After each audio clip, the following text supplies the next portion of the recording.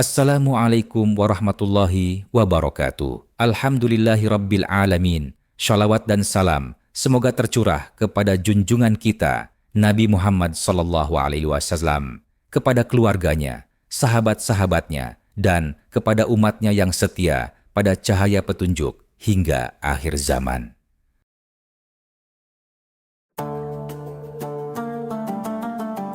Saudara-saudara sekalian, tahukah Anda bahwa Mesir kuno, yang kita kenal dengan keagungan piramida dan para Fir'aun, pernah ditaklukkan oleh bangsa asing selama lebih dari 1 abad? Mereka bukan keturunan para dewa Mesir, bukan pula raja-raja yang lahir dari dinasti Fir'aun, melainkan kaum asing dari Timur Tengah. Mereka adalah Hyksos, penguasa negeri asing yang datang membawa kuda, kereta perang, dan teknologi yang belum dikenal Mesir. Siapa sebenarnya kaum Hyksos? Bagaimana mereka bisa merebut kota Avaris dan mendirikan dinasti ke-15 di jantung Mesir? Apa hubungan mereka dengan tokoh-tokoh dalam kitab suci seperti Nabi Yusuf? Dan bagaimana akhirnya mereka diusir oleh kebangkitan dinasti Tebes dari selatan? Mari kita telusuri jejak sejarah yang terlupakan ini, mengurai fakta arkeologis, narasi kitab suci, dan misteri di balik naik turunnya kekuasaan asing dalam peradaban tertua dunia.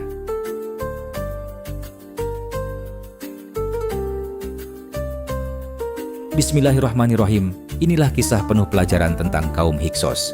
Dalam kabut waktu yang pekat, tersembunyi sebuah bab sejarah Mesir kuno yang lama, dianggap sebagai noda oleh para penulis dinasti. Kisah tentang kaum asing yang datang dari utara, menaklukkan lembah Nil, dan mendirikan dinasti mereka sendiri di tanah para dewa. Mereka bukan bangsa Mesir. Mereka datang dengan wajah, bahasa, dan senjata yang berbeda. Namun mereka berhasil merebut tahta dan mahkota, memerintah selama lebih dari seabad. Mereka adalah kaum Hyksos, nama yang berarti penguasa negeri asing.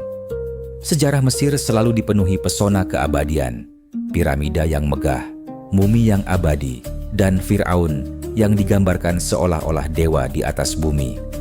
Namun, masa kekuasaan Hyksos adalah cerita yang berbeda. Ini adalah kisah invasi, keterasingan, adaptasi, dan akhirnya pengusiran berdarah. Sebuah masa yang dianggap oleh bangsa Mesir sebagai penghinaan nasional, dan karena itu sering disembunyikan dalam dokumen resmi atau ditulis dengan amarah yang menyala. Tetapi, di balik kebencian itu, tersimpan realitas kekuasaan yang tak bisa diingkari. Siapakah mereka sebenarnya? Apakah mereka bangsa barbar dari Asia yang menjarah Mesir? Ataukah mereka pedagang, perantau, dan petarung yang memanfaatkan kekosongan kekuasaan di era Kerajaan Tengah? Apakah mereka datang dengan maksud jahat atau hanya korban dari krisis migrasi dan perubahan iklim global yang memaksa mereka mengungsi? Jejak arkeologis dan catatan kuno, meski retak dan terfragmentasi, tetap menyimpan petunjuk-petunjuk penting. Dengan narasi dokumenter ini, kita akan menggali kembali sejarah yang lama terkubur, menelusuri jalur migrasi dari Kanaan, melihat bagaimana Hyksos membangun kekuasaan mereka di Avaris, dan menyaksikan bagaimana mereka membawa inovasi militer seperti kereta kuda ke Mesir. Namun kita juga akan mengikuti bagaimana kebencian terhadap mereka perlahan membentuk semangat nasionalisme Mesir hingga akhirnya melahirkan perlawanan heroik dari Fir'aun-Fir'aun Tebes seperti Sekenenretau dan Ahmose. Ini bukan sekadar sejarah tentang kaum penjajah. Ini adalah drama tentang identitas, perebutan tanah, dan pertarungan antara peradaban dan ketakutan terhadap yang asing. Ini adalah potongan sejarah yang relevan kembali hari ini, ketika dunia sekali lagi menyaksikan arus migrasi besar-besaran, gesekan antara budaya, dan pertanyaan mendalam tentang siapa yang memiliki hak untuk tinggal, memimpin, dan diwariskan tanah. Mari kita buka kembali lembaran sejarah yang terkoyak ini. Mari kita kenali Hyksos bukan hanya sebagai penjajah, tetapi sebagai bagian dari dinamika besar umat manusia. Inilah kisah kaum asing di tahta Mesir, bangkit dan runtuhnya Hyksos, sebuah narasi dokumenter historis yang membawa kita melintasi ribuan tahun ke masa ketika perbatasan Mesir pertama kali dibuka dan ketika mimpi buruk serta harapan masa depan bertabrakan dalam satu nama. Hyksos.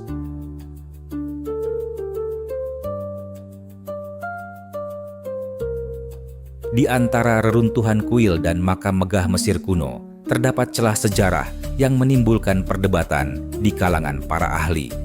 Masa kekuasaan para raja asing yang dikenal sebagai Hyksos. Mereka tidak berasal dari garis raja-raja Firaun Mesir, melainkan datang dari luar lembah Nil, membawa budaya, teknologi, dan kepercayaan yang berbeda. Keberadaan mereka selama hampir 1 abad dalam sejarah Mesir menimbulkan berbagai pertanyaan. Siapa mereka? Bagaimana mereka bisa menaklukkan Mesir? Dan mengapa pada akhirnya mereka diusir dengan begitu kejam? Penemuan arkeologis di Avaris, ibu kota mereka, membuka lembaran baru yang mencengangkan. Kota ini memperlihatkan corak budaya yang mencolok berbeda dari Mesir asli, dengan jejak-jejak rumah semitis, artefak Asia Barat, serta bukti praktik keagamaan yang bukan berasal dari tradisi Ra atau Osiris. Dari sini muncul dugaan kuat bahwa para Hyksos merupakan kaum Asia Barat, kemungkinan besar berasal dari Levant, yang secara bertahap masuk ke Mesir sebagai imigran dan pedagang sebelum akhirnya mengambil alih kekuasaan. Mereka tidak datang dengan kekuatan besar secara langsung, tetapi menyusup lewat perdagangan, diplomasi, dan akhirnya kekuasaan politik. Kekuasaan mereka dikenal dalam sejarah Mesir sebagai masa yang memalukan, disebut oleh sejarawan Mesir kemudian sebagai penghinaan terhadap dewa-dewa. Namun di balik stigma itu, terdapat misteri besar tentang bagaimana sebuah kelompok asing bisa menguasai tanah yang begitu tertutup terhadap orang luar. Apakah mereka penakluk brutal atau hanya reformator yang tidak disukai oleh elit lama Mesir? Narasi kaum Hyksos seperti bayang-bayang dalam sejarah. Samar, tapi tak bisa diabaikan.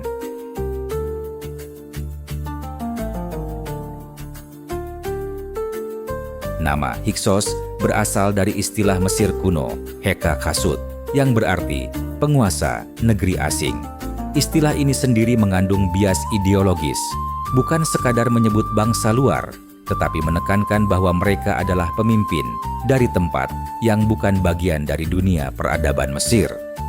Sumber utama yang menyebut mereka dengan nama ini adalah karya sejarawan Mesir kuno bernama Maneto, yang menulis dalam masa Ptolemaik, ratusan tahun setelah peristiwa terjadi. Dalam karyanya, Hyksos digambarkan sebagai bangsa barbar yang menyerbu Mesir, membakar kuil, dan mempermalukan para dewa. Namun, narasi ini belakangan ditinjau ulang oleh para ahli modern. Banyak yang percaya bahwa deskripsi Maneto mengandung unsur propaganda nasionalis Mesir yang ingin menjustifikasi penaklukan kembali Mesir oleh dinasti asli setelah pengusiran Hyksos. Karena itu, meski nama Hyksos telah melekat dalam historiografi modern, kita perlu menyadari bahwa istilah tersebut mengandung muatan politis. Arti sebenarnya bisa lebih kompleks dari sekadar penjajah. Mereka bisa saja menjadi penguasa sah di mata sebagian besar penduduk Mesir Hilir saat itu, terutama komunitas imigran dan urban yang merasakan kemajuan di bawah kepemimpinan baru. Sumber-sumber arkeologis dan catatan diplomatik dari wilayah-wilayah seperti Levant, Syria, dan Babilonia juga menyebut keberadaan kerajaan kuat di wilayah delta timur Mesir yang berinteraksi aktif dengan kekuatan luar. Surat menyurat dan perjanjian dagang ditemukan antara Avaris dan kota-kota seperti Byblos dan Mari, menunjukkan bahwa para raja asing ini bukan semata-mata musuh, melainkan juga bagian dari jaringan diplomatik internasional yang luas. Dengan demikian, nama Hyksos tidak hanya menyimpan arti kebangsaan asing, tapi juga menandai babak globalisasi awal dalam sejarah Mesir.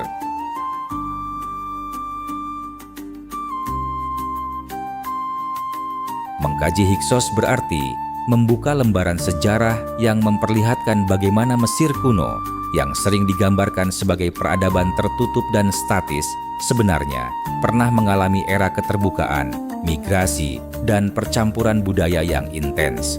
Di era modern, di mana isu migrasi, integrasi budaya, dan konflik identitas semakin menguat, kisah Hyksos menjadi refleksi sejarah yang relevan.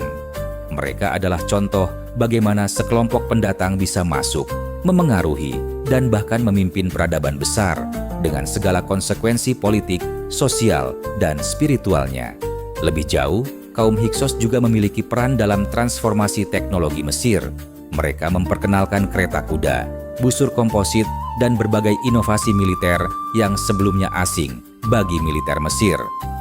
Reformasi ini menjadi fondasi kekuatan dinasti ke-18 Mesir setelah pengusiran mereka.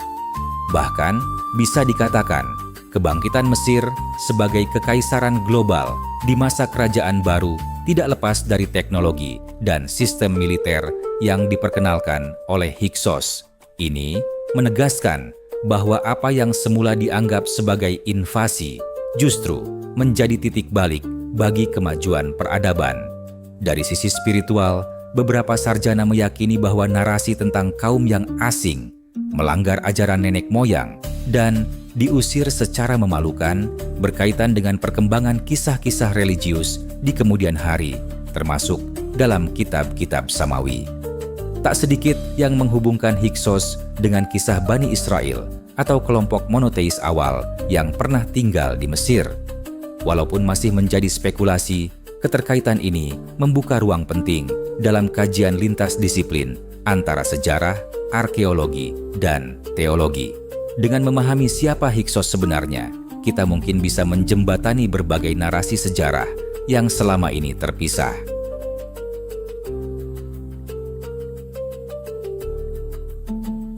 Kaum Hyksos bukanlah murni entitas Mesir, tetapi berasal dari wilayah utara yang kini dikenal sebagai Levan, meliputi Palestina, Suriah, bagian selatan, dan Lebanon. Wilayah ini sepanjang sejarah menjadi penghubung penting antara Mesir dan dunia Timur Dekat, dan telah menjadi tanah kelahiran berbagai suku Semitik yang kemudian memainkan peran besar dalam sejarah regional. Bukti arkeologis dan linguistik menunjukkan bahwa kaum Hyksos memiliki ciri-ciri yang sangat mirip dengan bangsa Kanaan. Mereka menggunakan bahasa yang tergolong Semitik Barat Laut, serta membawa kebudayaan dan teknologi yang juga ditemukan di situs-situs Kanaan klasik. Karena itu, para arkeolog dan ahli sejarah modern sering mengaitkan asal-usul Hyksos dengan komunitas semi-nomadik yang bermigrasi secara bertahap dari Levan ke delta timur Mesir. Namun, proses migrasi ini bukanlah peristiwa tunggal atau serbuan militer secara besar-besaran seperti yang dahulu diasumsikan. Sebaliknya, banyak bukti menunjukkan bahwa perpindahan penduduk dari Levant ke Mesir terjadi secara bertahap dan dalam gelombang, dimulai dari pedagang, pengembara, hingga akhirnya kelompok-kelompok bersenjata yang mendirikan pemerintahan sendiri di wilayah Avaris. Proses ini dipercepat oleh instabilitas politik di Mesir selama akhir Kerajaan Tengah, ketika kekuasaan pusat di Thebes melemah dan wilayah delta menjadi ruang yang relatif otonom. Dalam kekosongan kekuasaan inilah, kaum Hyksos memperkuat posisi mereka, baik secara ekonomi maupun militer. Pertanyaan tentang asal-usul mereka tetap menantang, karena sedikitnya sumber tertulis dari pihak Hyksos sendiri. Informasi yang kita miliki banyak bersumber dari para penulis Mesir kuno, seperti Manetho, yang menggambarkan mereka secara negatif sebagai penakluk barbar. Namun, melalui bukti arkeologis dari Tel el-Dab'a yang diidentifikasi sebagai Avaris, kita mengetahui bahwa kaum Hyksos tidak membawa kehancuran brutal seperti yang dituduhkan. Mereka justru menerapkan budaya campuran, membangun istana, kuil, dan struktur administratif yang menunjukkan asimilasi serta adopsi sistem lokal. Ini menandakan bahwa Hyksos adalah hasil dari percampuran Levantin dan Mesir, lahir dari perbatasan budaya yang cair antara dua dunia.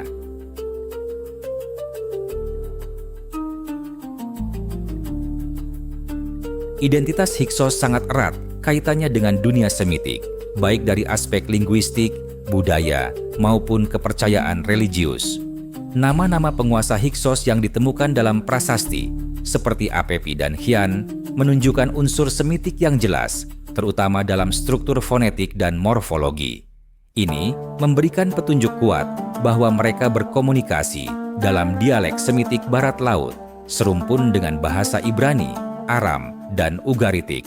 Dari sisi budaya, Hyksos membawa praktik-praktik baru yang sebelumnya tidak dikenal dalam tradisi Mesir, seperti penggunaan kereta perang yang ditarik kuda, teknik pengecoran logam, dan kemungkinan juga sistem akuntansi berbasis cap silinder yang mirip dengan sistem Mesopotamia. Aspek religius kaum Hyksos juga memperlihatkan pengaruh Semitik yang kuat. Mereka menyembah dewa-dewa seperti Baal dan Hadad, yang kemudian diidentifikasi dengan dewa-dewa Mesir seperti Seth. Dewa Seth dalam konteks Hyksos menjadi simbol kekuasaan dan perlindungan, bukan sebagai entitas jahat seperti yang dipahami dalam konteks Mesir kemudian. Perpaduan ini menunjukkan bahwa Hyksos bukanlah kaum penakluk asing yang memaksakan budaya luar secara paksa, melainkan kelompok imigran yang menggabungkan unsur-unsur budaya Levan dengan struktur Mesir, menciptakan bentuk sinkretisme baru. Dalam dunia arkeologi, situs Tel El Dab'a memperlihatkan pengaruh Kanaan yang signifikan dalam gaya arsitektur, praktik penguburan, dan desain tembikar. Ornamen, rumah, dan tata kota Avaris tidak jauh berbeda dengan yang ditemukan di Levan, seperti di Byblos atau Hazor. Artinya, secara kebudayaan, Hyksos hidup dalam dunia ganda. Mereka adalah orang asing di Mesir, tetapi tidak sepenuhnya terpisah dari lingkungan lokal. Mereka membentuk jembatan antara dua peradaban besar, dan dengan demikian membuka jalur interaksi budaya yang sangat penting dalam sejarah Timur Dekat kuno.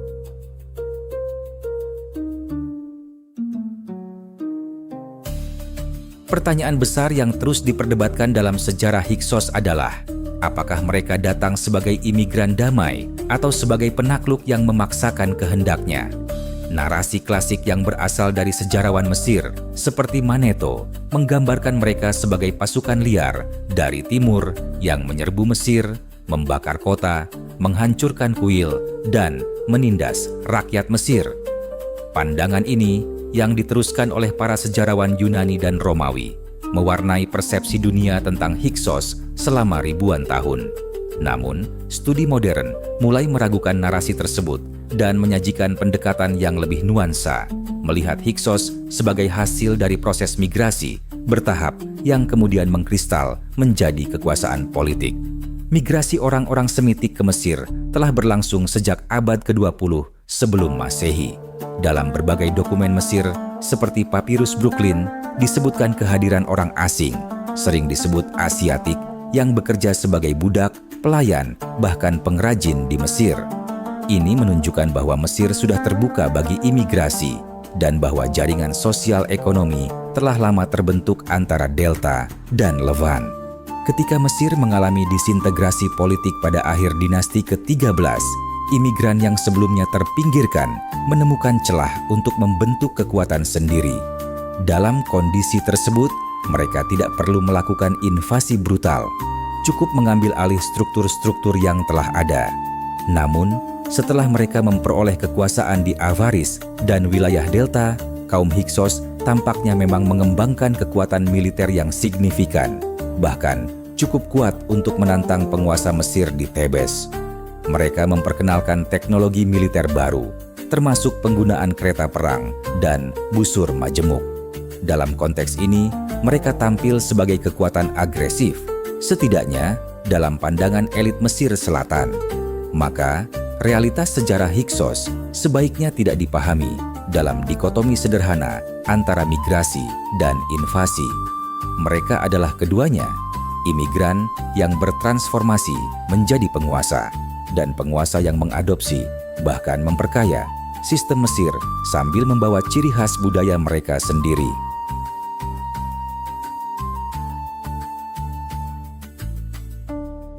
Pada abad ke-18 sebelum Masehi, Mesir Tengah mengalami krisis internal yang mengguncang fondasi pemerintahan Fir'aun. Dinasti ke-13 yang semula memerintah dari Idjetawi, ibu kota yang didirikan oleh Amenemhat I, kian lemah akibat korupsi birokrasi, pemberontakan lokal, serta gangguan iklim dan ekonomi. Otoritas kerajaan tak lagi efektif mengendalikan seluruh wilayah Mesir, terutama Delta Timur yang kaya namun jauh dari pusat pemerintahan. Dalam celah kekuasaan itulah, kekuatan-kekuatan asing dari Timur Dekat mulai menembus batas Mesir. Mereka datang bukan dengan pasukan besar, tetapi dengan gelombang perdagangan, pengungsi, dan penyusupan sosial. Kelemahan dinasti lokal ini membuka peluang besar bagi kaum Hyksos yang telah lama berinteraksi dengan penduduk Mesir melalui aktivitas ekonomi. Mereka mulai memperkuat pengaruh di kota-kota seperti Avaris, membangun koloni dagang, dan perlahan menguasai logistik, militer, bahkan administrasi lokal. Sementara, pusat kekuasaan di selatan sibuk menyelesaikan konflik internal, kaum Hyksos memperkuat basis mereka di utara. Peta kekuasaan Mesir pun mulai berubah. Tanpa gempuran frontal, wilayah Delta Timur secara de facto jatuh ke tangan kekuatan asing yang terorganisir. Inilah masa yang oleh beberapa sejarawan disebut sebagai zaman antara kedua, Second Intermediate Period. Di tengah keruntuhan sistem lama, lahirlah kekuatan baru. Namun yang menarik, transisi ini tak selalu tampak sebagai penjajahan dalam bentuk konvensional. Hyksos memanfaatkan kekacauan internal untuk membangun kekuasaan paralel, sebuah kerajaan asing dalam negeri yang kelak akan menobatkan dirinya sebagai penguasa resmi Mesir. Ini bukan sekadar invasi, tapi akuisisi kekuasaan secara strategis dan sistematis. Pendudukan Avaris dan pendirian dinasti ke-15. Avaris, yang kini dikenal sebagai Tel El Dab'a di Delta Timur, menjadi pusat dari kekuatan kaum Hyksos di Mesir. Kota ini semula hanyalah pemukiman dagang kecil, tetapi di bawah kontrol Hyksos, ia berubah menjadi pusat kekuasaan yang megah. Mereka memperluas pelabuhan, membangun istana, barak militer, dan struktur administrasi lengkap dengan dokumen tertulis dan sistem logistik canggih. Avaris menjadi jantung dari jaringan perdagangan yang menghubungkan Levant, Mesir Hulu, hingga wilayah Mesopotamia. Dari Avaris inilah dinasti ke-15 diumumkan secara simbolik dan militer. Raja pertama yang tercatat adalah Salitis atau Sheshi menurut beberapa dokumen yang memproklamasikan diri sebagai Fir'aun dengan gelar formal Mesir. Menariknya, meskipun bukan asli Mesir, para raja Hyksos dengan cepat mengadopsi simbol-simbol kekuasaan lokal, mengenakan mahkota Mesir Hulu dan Hilir, menggunakan hieroglif dalam administrasi, serta memuliakan dewa-dewa Mesir untuk menarik legitimasi rakyat. Namun, mereka tetap mempertahankan identitas asli mereka melalui arsitektur khas Levant, praktik militer Asyur, dan ritual yang menggabungkan unsur Semitik. Pendudukan ini tidak hanya bersifat militer, tetapi juga simbolik. Dengan menjadikan Avaris sebagai ibu kota, kaum Hyksos membangun identitas sebagai pemimpin baru Mesir, bukan hanya penjajah asing. Mereka memperkenalkan inovasi seperti penggunaan kuda dan kereta perang, senjata perunggu yang lebih efisien, serta teknik benteng dan irigasi dari Timur Tengah. Masa ini menandai transformasi Mesir dari negara yang terpecah menjadi pusat kekuasaan baru dengan pengaruh Timur Dekat yang kuat. Raja-raja Hyksos, Salitis, Khian, dan Apepi. Salitis, sang pendiri dinasti, adalah tokoh visioner yang mengonsolidasikan kekuatan politik kaum Hyksos dan mengubah mereka dari koloni dagang menjadi penguasa sah Mesir Hilir. Ia dikenal sebagai pengatur strategi diplomasi dan keamanan, membentuk sistem pertahanan yang kuat di perbatasan timur, dan memperluas relasi dagang. Meski sedikit informasi yang tersisa tentang pemerintahannya, pengaruhnya sebagai raja pertama tak dapat dipungkiri. Ia meletakkan fondasi kekuasaan yang bertahan hampir 1 abad. Khian, penerus Salitis, dikenal sebagai Raja Hyksos paling kosmopolitan. Segel dan artefak yang menyebut namanya ditemukan jauh hingga ke Babilonia dan Anatolia, menunjukkan jangkauan diplomasi dan perdagangan yang luar biasa. Ia memperluas wilayah kendali hingga sebagian Mesir Tengah dan menjaga hubungan relatif damai dengan dinasti lokal di Thebes.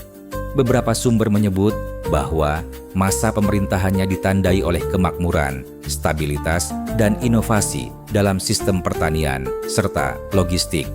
Di bawah Qian, kaum Hyksos tidak hanya menguasai wilayah secara militer, tetapi juga secara budaya. Puncak kejayaan Hyksos terjadi di bawah pemerintahan Apepi atau Apophis, raja terakhir yang berkuasa penuh sebelum konflik besar dengan Thebes pecah. Apepi memperkuat kekuasaan absolutnya dengan menekankan ideologi kerajaan, membangun monumen besar, dan menciptakan sistem birokrasi yang efisien. Namun di masa pemerintahannya pula, permusuhan dengan penguasa Mesir Selatan seperti Sekenenretao mulai meningkat. Apepi dikenal sebagai raja yang licik namun cerdas, dan beberapa sumber menyebut ia mencoba menegakkan penyembahan terhadap dewa Set secara luas sebagai tandingan terhadap Amun dari Thebes. Konflik ideologis dan politik ini akan menjadi awal kehancuran dinasti Hyksos.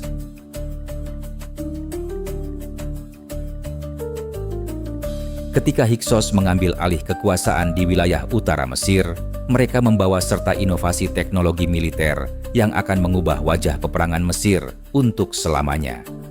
Salah satu temuan terbesar mereka adalah pengenalan kereta perang yang ditarik oleh kuda, sesuatu yang sebelumnya tidak dikenal dalam peradaban Mesir.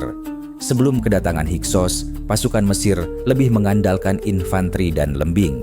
Namun, kehadiran kereta ringan beroda dua memungkinkan mobilitas tinggi, kecepatan serangan, dan daya gempur yang belum pernah disaksikan oleh bangsa Nil. Para prajurit Hyksos dengan cekatan menggunakan busur majemuk dari atas kereta mereka, memberi tekanan hebat kepada lawan-lawannya yang masih berperang dengan taktik lama. Kemajuan ini bukan hanya memperkuat posisi militer Hyksos di Mesir, tetapi juga mempermalukan para bangsawan Mesir yang selama ini memandang tinggi sistem mereka sendiri. Kaum Hyksos bahkan mengembangkan sistem pelatihan khusus untuk kuda-kuda perang mereka, memperkenalkan teknik pengendalian dan strategi yang canggih untuk ukuran zamannya. Tidak hanya itu, mereka juga memperkenalkan helm kulit, perisai baru, dan kapak perang bergagang panjang. Semua inovasi yang kelak akan diadopsi oleh bangsa Mesir dan digunakan untuk melawan mereka kembali. Dengan segala keunggulan ini, Hyksos bukan hanya sekadar penguasa asing, tetapi juga inovator militer yang menginspirasi transformasi struktur angkatan bersenjata di Mesir kuno. Namun ironisnya, inovasi yang mereka bawa inilah yang kemudian menjadi senjata untuk menjatuhkan mereka. Dalam waktu kurang dari 1 abad, bangsa Mesir belajar dari teknik-teknik tersebut dan memodifikasi strategi tempur mereka. Peradaban yang semula ditundukkan karena keterlambatan teknologinya, kini bangkit dengan senjata yang sama, bahkan lebih mematikan. Dalam narasi sejarah yang berulang, Hyksos menjadi korban dari keunggulan mereka sendiri, dikejar oleh teknik dan strategi yang mereka wariskan, menunjukkan bahwa keunggulan militer hanya sementara bila tidak dibarengi dengan legitimasi sosial dan integrasi budaya.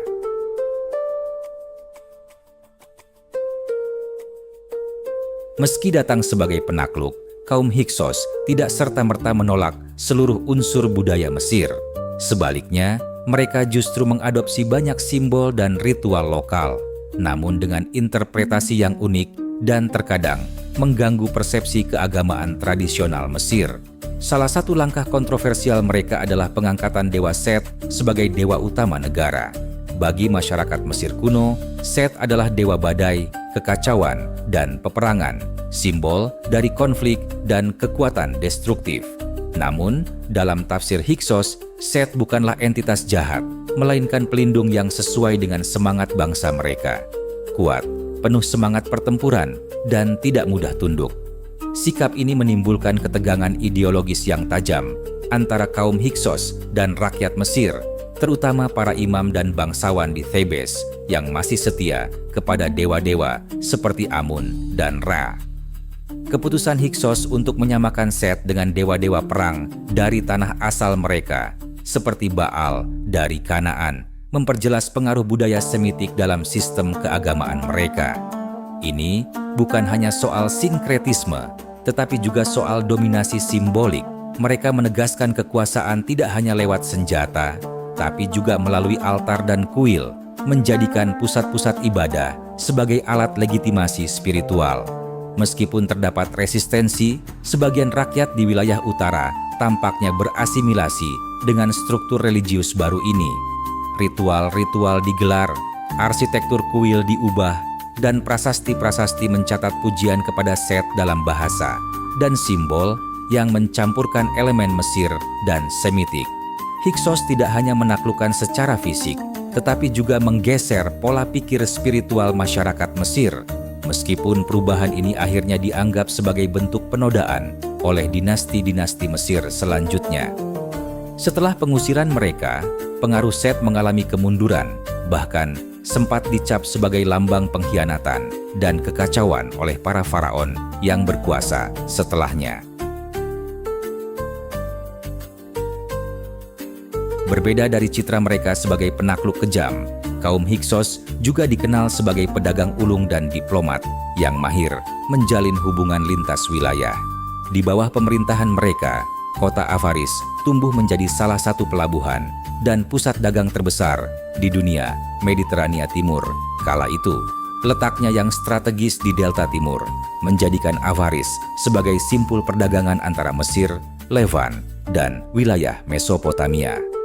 Dari kota inilah emas, rempah-rempah, tekstil, kuda, dan barang-barang eksotis lainnya mengalir masuk dan keluar, membentuk jaringan ekonomi transregional yang luar biasa. Melalui hubungan dagang ini, Hyksos memperkenalkan barang dan teknologi asing ke Mesir, termasuk barang-barang logam dari Anatolia, anggur dari Syam, dan tekstil mewah dari Babilonia. Mereka juga mendatangkan pengrajin dan pekerja terampil dari luar Mesir, memperkaya keragaman budaya dan ekonomi wilayah kekuasaannya. Hyksos bahkan menjalin perjanjian dengan raja-raja di tanah Kanaan yang memperkuat posisi mereka tidak hanya sebagai penguasa militer, tetapi juga sebagai penguasa ekonomi yang diakui oleh dunia luar.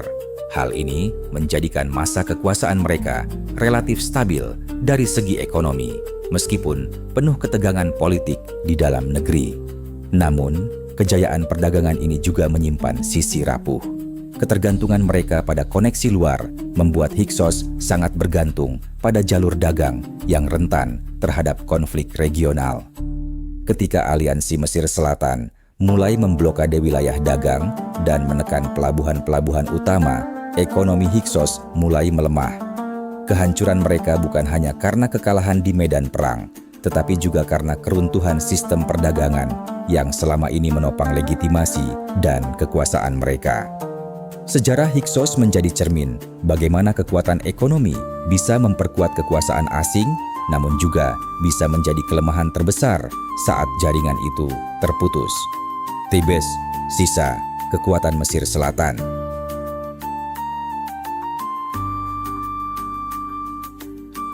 Setelah kaum Hyksos mendirikan kekuasaan mereka di wilayah utara Mesir dengan pusat kekuasaan di Avaris, wilayah selatan Mesir tidak sepenuhnya tunduk. Kota Thebes, Waset, yang berada di wilayah hulu Mesir, menjadi pusat perlawanan diam-diam yang masih mempertahankan garis keturunan Fir'aun asli. Para bangsawan di Thebes tidak mengakui kekuasaan Hyksos secara penuh, walau dalam praktiknya mereka tetap harus membayar upeti sebagai tanda penghormatan politik. Namun, di balik dinding-dinding kuil dan istana, semangat kebangsaan Mesir kuno mulai membara, memupuk kebencian terhadap pendatang asing yang dianggap mencemari kemurnian tanah Kemet. Thebes mempertahankan struktur pemerintahan tradisional Mesir dan menjadi benteng terakhir dari budaya asli Mesir kuno yang tidak terpengaruh pengaruh Semitik dari utara. Para imam, jenderal, dan pejabat di Thebes bekerja sama diam-diam untuk menyusun kekuatan dan strategi. Mereka tahu bahwa melawan Hyksos secara terbuka akan menjadi kehancuran, mengingat keunggulan militer musuh, terutama dalam hal kereta perang dan senjata logam. Tetapi mereka juga menyadari bahwa waktu akan memihak kepada mereka selama mereka mampu menjaga identitas dan mempertahankan pasukan kecil yang terlatih. Dalam bayang-bayang dominasi Hyksos, rakyat Tebes tetap memuja dewa-dewa lama Mesir, terutama Amun, yang kelak menjadi simbol kebangkitan nasional. Kota ini menjadi simbol harapan akan kebebasan, dan para pemimpinnya memupuk citra suci bahwa hanya melalui mereka Mesir dapat disucikan kembali.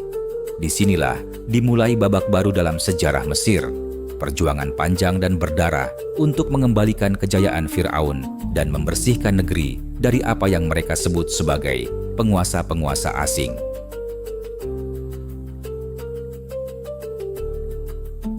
Sekenenretao adalah pemimpin Tebes yang akhirnya mengambil langkah berani untuk menentang kekuasaan Hyksos secara langsung.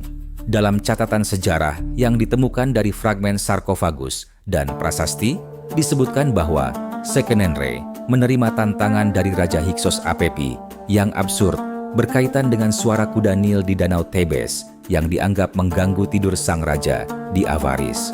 Banyak sejarawan menduga ini adalah sindiran politik yang dijadikan alasan untuk membuka konflik. Sekenenretao tidak tinggal diam dan pertikaian kecil pun meletus, menandai permulaan perang suci melawan pendudukan asing. Namun, keberanian Sekenenre harus dibayar mahal. Ia gugur dalam pertempuran brutal, kemungkinan besar dalam pertempuran jarak dekat. Tengkoraknya yang ditemukan memperlihatkan luka tusukan dan hantaman senjata keras yang menunjukkan bahwa ia mati di medan perang, mungkin tanpa pelindung kepala. Meski demikian, kematiannya tidak sia-sia. Ia menjadi martir bagi perjuangan nasional Mesir.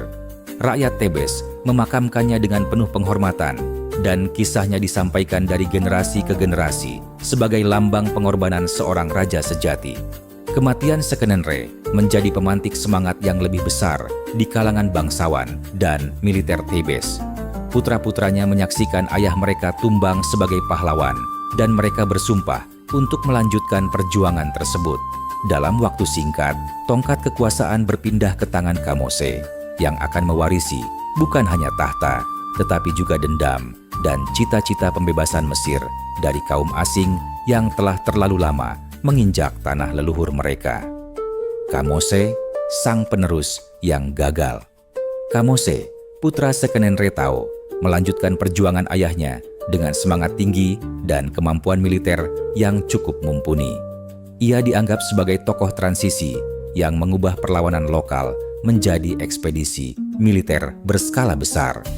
Dalam prasasti terkenal yang dikenal sebagai Stela Kamose, raja muda ini menegaskan bahwa keberadaan Hyksos di utara dan Nubia di selatan adalah ancaman bagi kesatuan Mesir. Ia memimpin pasukan ke utara, menyerang pos-pos Hyksos dan menyebarkan ketakutan di jantung Avaris. Namun, meski memperoleh beberapa kemenangan, ia belum mampu menuntaskan misinya. Kamose menghadapi tantangan logistik, keterbatasan teknologi perang, serta struktur militer Hyksos yang masih kuat di Avaris. Ia juga harus menjaga stabilitas internal Tebes dan menjaga hubungan dengan faksi-faksi bangsawan yang kadang-kadang tidak sejalan. Meski kampanye militernya membuat Hyksos waspada dan melemahkan posisi mereka, Kamose tidak berhasil menaklukkan Avaris atau menggulingkan kekuasaan Hyksos sepenuhnya. Ia wafat dalam usia relatif muda, mungkin karena luka atau sakit selama kampanye. Namun, kegagalan Kamose bukan akhir dari perjuangan. Justru, ia meletakkan dasar militer, strategi, dan semangat kebangsaan yang kuat bagi generasi berikutnya. Kisahnya menjadi batu loncatan bagi kebangkitan Mesir baru. Adiknya, Ahmose pertama, menyaksikan kegigihan dua generasi sebelumnya dan bersiap menyempurnakan apa yang mereka mulai.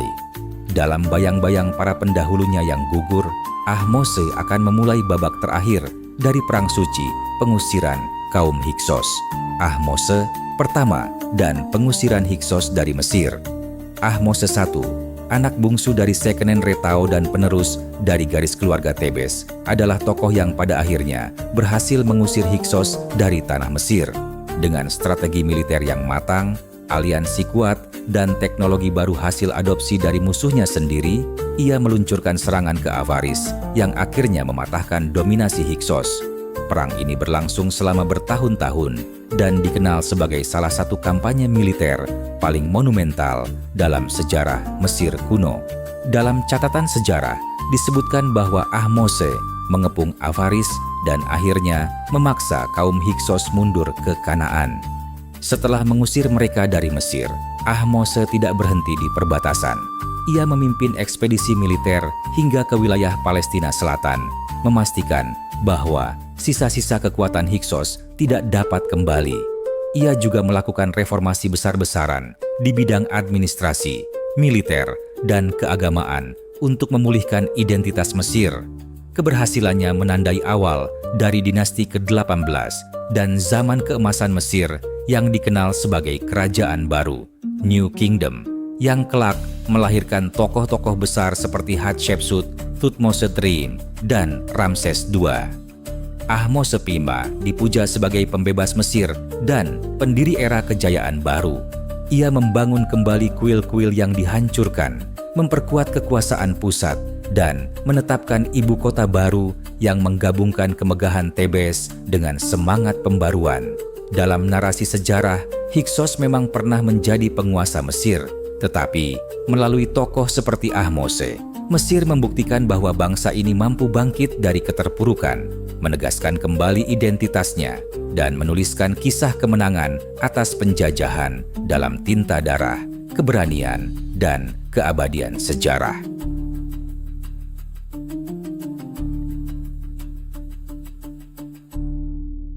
Bangkitnya dinasti ke-18 dan era baru Fir'aun. Setelah pengusiran Hyksos dari Mesir, dinasti ke-18 berdiri sebagai simbol kemenangan nasional Mesir atas penjajahan asing. Dinasti ini menandai awal dari era kerajaan baru, New Kingdom, masa kejayaan terbesar dalam sejarah Mesir kuno. Ahmose. Pertama, sang pemenang perang tidak hanya dipuja sebagai penyelamat Mesir, tetapi juga sebagai pendiri kekuatan militer dan administratif yang stabil. Ia membersihkan wilayah Avaris, membangun kembali kuil-kuil yang dihancurkan Hyksos, serta memusatkan kekuasaan di Tebes sebagai ibu kota spiritual dan politik. Kemenangan ini mendorong Mesir untuk memperluas pengaruhnya ke luar negeri.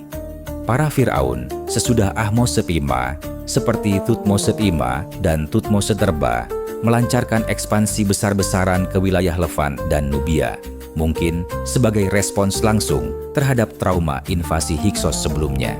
Mereka tidak ingin peristiwa serupa terulang, maka perbatasan dijadikan garis pertahanan permanen, dan Mesir berubah dari kerajaan agraris menjadi imperium militer yang agresif.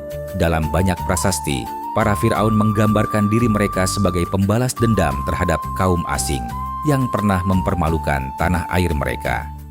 Di masa ini, nasionalisme Mesir diperkuat oleh mitos dan simbolisme. Narasi tentang pengusiran orang asing menjadi bagian dari identitas kebangsaan yang diperkuat oleh ritus keagamaan dan peninggalan monumental. Nama-nama Hyksos dipadamkan dari catatan resmi, dan sejarah mereka dipelintir agar tampak sebagai penjajah kejam tanpa nilai. Namun, ironi sejarah justru menunjukkan bahwa warisan Hyksos seperti kereta perang dan strategi militer tetap digunakan dan dikembangkan oleh dinasti ke-18 sebagai alat kejayaan baru.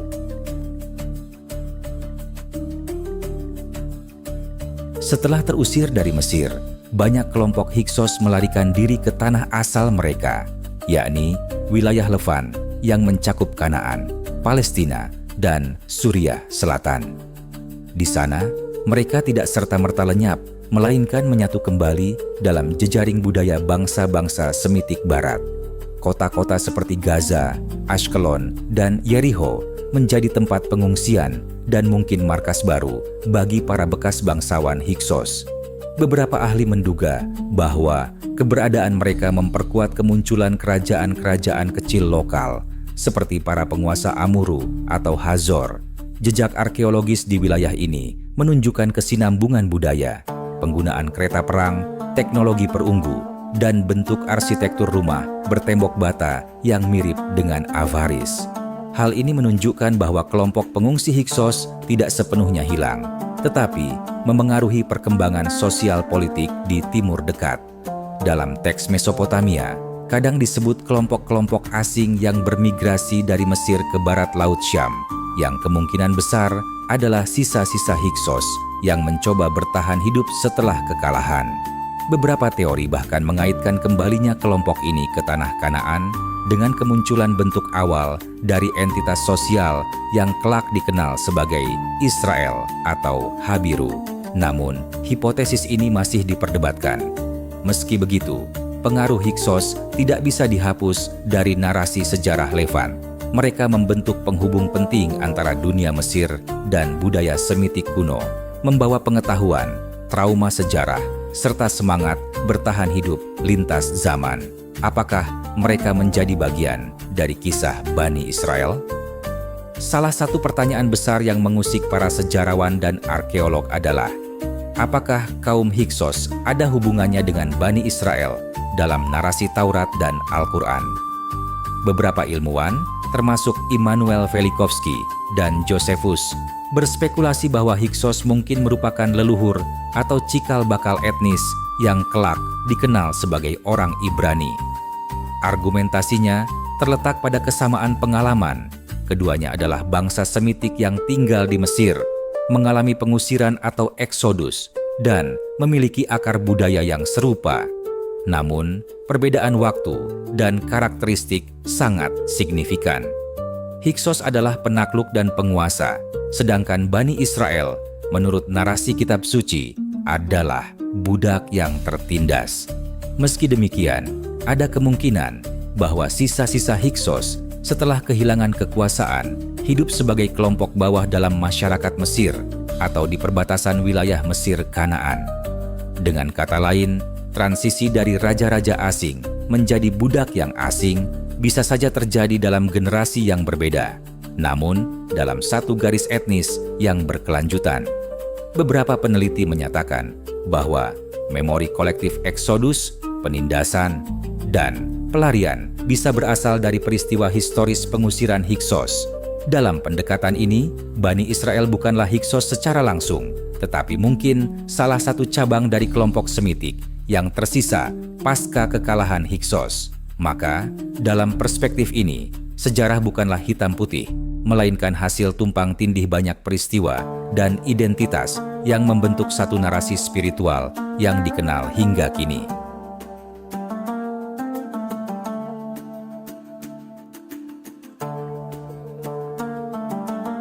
Salah satu situs arkeologis paling penting dalam pelacakan sejarah Hyksos adalah Tel el-Dab'a, yang diyakini sebagai reruntuhan kota Avaris, ibu kota Hyksos selama masa kekuasaan mereka di Mesir. Penggalian yang dilakukan sejak abad ke-20 menemukan struktur rumah khas Asia Barat, makam-makam dengan gaya Semitik, serta bukti keberadaan populasi yang bercampur antara Mesir dan Levant. Tidak ditemukan banyak kuil megah di kota ini, yang menunjukkan bahwa Hyksos bukanlah pembangun piramida, tetapi lebih pragmatis dan fungsional dalam pembangunan kota. Yang menarik, kota ini memperlihatkan adanya perencanaan urban yang baik, serta pemanfaatan kanal-kanal air untuk pertanian dan pelabuhan. Beberapa rumah memiliki gudang-gudang besar, indikasi bahwa Avaris menjadi pusat logistik dan perdagangan internasional. Dalam penggalian, juga ditemukan patung Sphinx dan reruntuhan istana yang memiliki pengaruh gaya Mesir, namun dihuni oleh elit berbahasa Semitik. Ini menjadi bukti bahwa meskipun mereka adalah penguasa asing, Hyksos cukup cepat beradaptasi dengan budaya lokal. Avaris adalah saksi bisu dari eksperimen unik dalam sejarah Mesir. Untuk pertama kalinya, tanah para Firaun diperintah oleh raja non-Mesir yang tidak berusaha untuk sepenuhnya menjadi Mesir, tetapi tetap membawa identitas asingnya. Hal ini membuat Avaris dan Tel el-Dab'a menjadi pusat perhatian ilmuwan lintas bidang, dari arkeologi, linguistik, sampai teologi, karena menyimpan jawaban atas banyak misteri yang masih menggantung hingga kini. salah satu sumbangsih besar Hyksos terhadap Mesir adalah perkenalan mereka terhadap kuda dan kereta perang. Dalam catatan Mesir sebelumnya, hewan ini hampir tidak dikenal. Namun sejak masa Hyksos, arkeologi menunjukkan lonjakan penggunaan kuda, tidak hanya untuk militer, tetapi juga transportasi dan pertanian. Kereta ringan beroda 2 dengan bingkai kayu dan roda jeruji mulai menggantikan sistem perang tradisional Mesir yang lebih lamban dan kurang efisien. Kereta perang yang ditemukan di Tel El Dab'a menunjukkan desain yang sangat canggih untuk masanya. Penggunaan tali kulit, sistem keseimbangan, dan ruang bagi 2 penumpang, 1 pengemudi, dan 1 pemanah mencerminkan strategi militer Asia Barat yang dibawa Hyksos ke Mesir.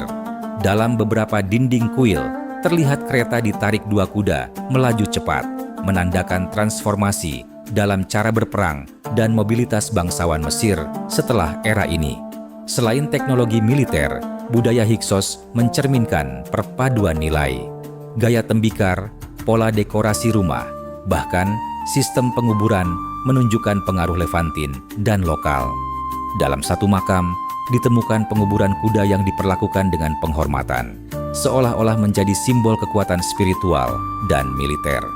Semua ini menegaskan bahwa Hyksos bukan sekadar penjajah, tetapi agen perubahan dalam sejarah Mesir kuno, membawa masuk inovasi sekaligus membentuk identitas hibrida baru. Ketika arkeolog membandingkan artefak dari Avaris dan Tel El Dab'a dengan wilayah Levan dan Palestina, ditemukan banyak kesamaan menarik.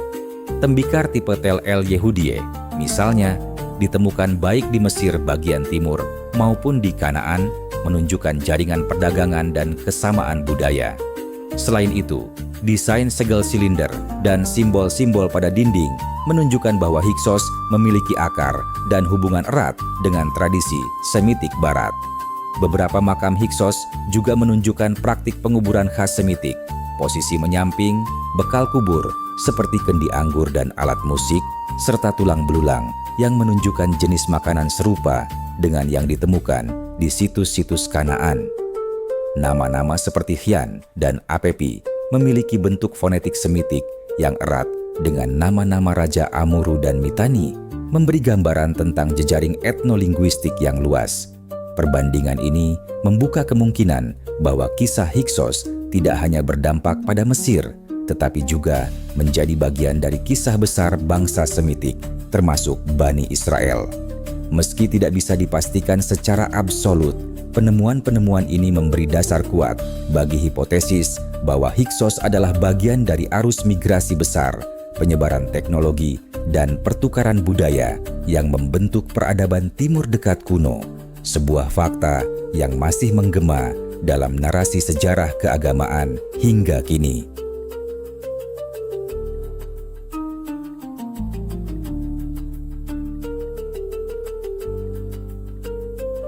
Dalam tradisi Yahudi, terutama dalam Talmud dan tulisan-tulisan para rabi kuno, keberadaan Hyksos sering dikaitkan dengan periode ketika Nabi Yusuf alaihissalam memegang posisi penting di Mesir. Beberapa sejarawan Yahudi, seperti Flavius Josephus, secara eksplisit menyamakan kaum Hyksos dengan orang-orang Ibrani yang kemudian dikenal sebagai Bani Israel. Josephus menyebut mereka sebagai orang-orang dari tanah Kanaan yang datang ke Mesir dan akhirnya dianiaya serta diusir. Ia bahkan menuduh para penguasa Mesir kemudian memutarbalikkan sejarah mereka menjadi narasi negatif. Menurut tafsir ini, Hyksos bukanlah penjajah asing dalam pengertian militer, melainkan sekelompok orang yang diizinkan masuk karena krisis pangan dan menjadi berkuasa karena keahlian dan berkah ilahi. Namun, pendekatan ini masih bersifat spekulatif, karena tidak semua nama Raja Hyksos sesuai dengan silsilah para nabi dalam kitab suci. Selain itu, kisah Yusuf tidak mencatat peran militer dalam naiknya posisi politik beliau, sedangkan Hyksos dikenal karena keunggulan teknologinya dalam kuda dan kereta perang.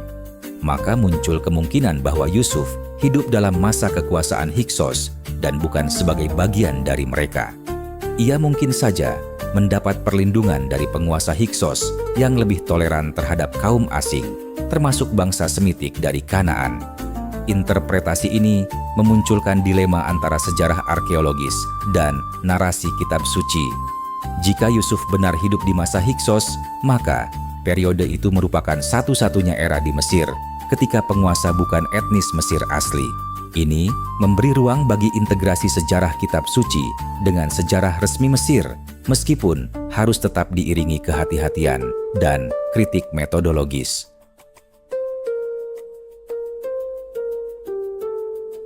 Tafsir ulama Islam dan kisah raja-raja Mesir. Dalam tafsir Islam klasik, banyak ulama seperti Ibnu Katsir dan Al-Tha'labi mengisahkan Nabi Yusuf sebagai tokoh penting yang hidup di Mesir dan diberi gelar oleh Raja Mesir sebagai Al-Aziz.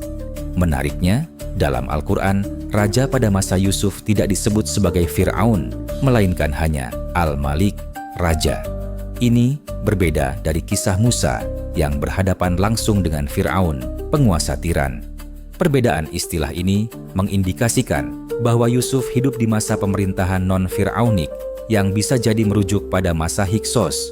Sebagian mufasir memandang bahwa ini merupakan sinyal bahwa raja pada masa Yusuf bukan dari dinasti asli Mesir, melainkan dari kekuasaan asing yang lebih lunak dalam hubungan antaretnis.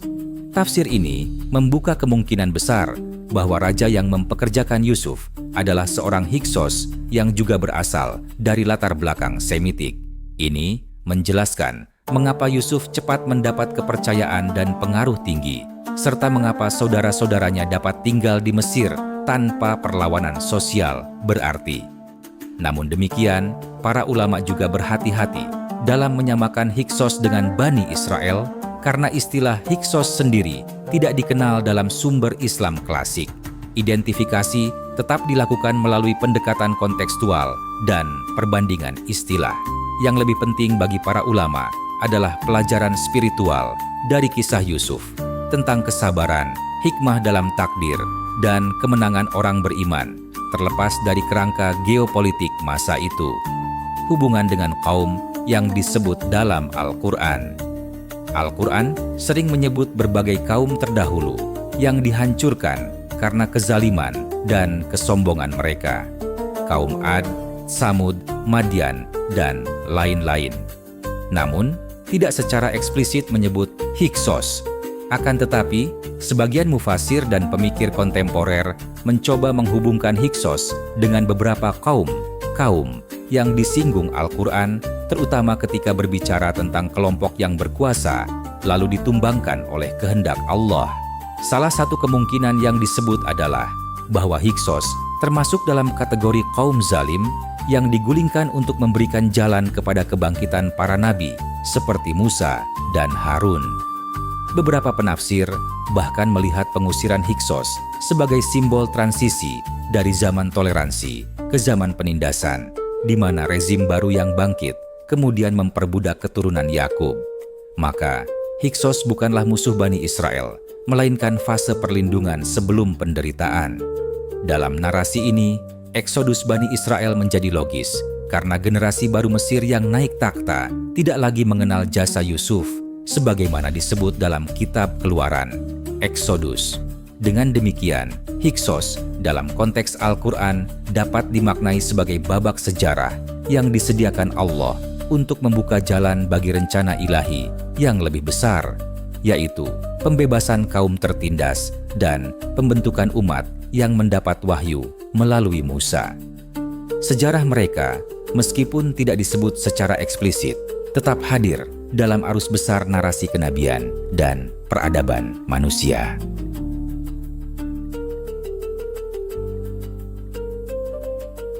Keberadaan kaum Hiksos di Mesir bukan hanya menjadi catatan tentang perebutan kekuasaan, melainkan juga tentang akulturasi dan transformasi sosial yang luas. Dari segi militer, mereka memperkenalkan teknologi baru seperti kuda dan kereta perang yang mengubah taktik pertempuran Mesir selamanya. Dari segi budaya, mereka memperkenalkan elemen-elemen Semitik ke dalam seni, bahasa, dan sistem pemerintahan Mesir. Bahkan, Sistem administrasi Hyksos di Avaris menjadi dasar reformasi birokrasi pada dinasti ke-18 setelah mereka diusir.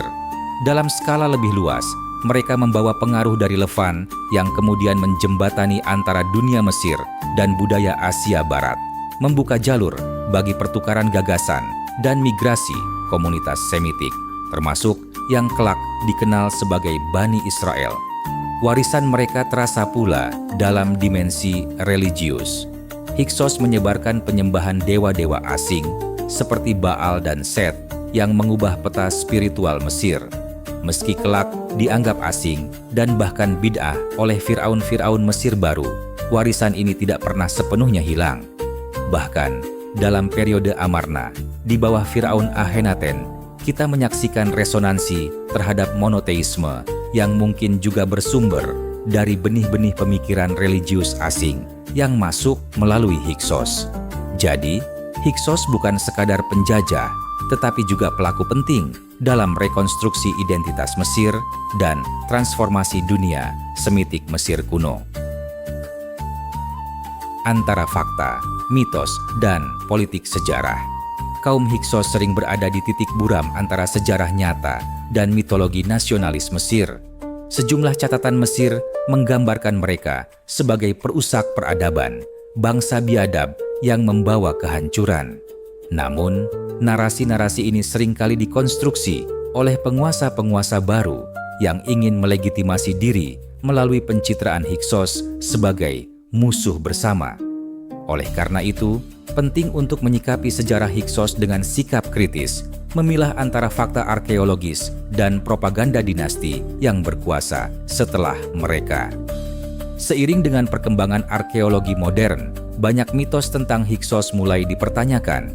Mereka bukanlah bangsa yang datang untuk membumi hanguskan Mesir, melainkan kelompok migran yang secara bertahap memperoleh kekuasaan karena lemahnya dinasti lokal dan superioritas teknologi mereka. Fakta bahwa mereka mampu memerintah Mesir selama lebih dari 1 abad menunjukkan bahwa mereka memiliki tingkat organisasi dan legitimasi yang cukup besar, bahkan mungkin diterima oleh sebagian rakyat Mesir. Narasi tentang mereka sebagai penjajah barbar lebih merefleksikan luka kolektif bangsa Mesir daripada realitas sejarah yang seimbang. Pelajaran dari kejayaan dan kejatuhan bangsa asing. Dari kisah kaum Hyksos, sejarah memberi kita pelajaran tentang betapa dinamisnya peradaban kuno dan bagaimana pendatang bisa menjadi penguasa jika memiliki kecerdasan taktis, teknologi unggul, serta kepekaan terhadap budaya lokal. Mereka tidak hanya menaklukkan dengan pedang, tetapi juga dengan kemampuan beradaptasi dan membangun struktur kekuasaan yang efektif. Namun, kejayaan itu juga berumur pendek jika tidak diimbangi dengan integrasi yang mendalam dan legitimasi spiritual serta sosial. Ketika identitas mereka tetap dianggap asing dan tidak berhasil membangun narasi nasional yang menyatu dengan identitas Mesir, mereka pun akhirnya digulingkan oleh kebangkitan lokal.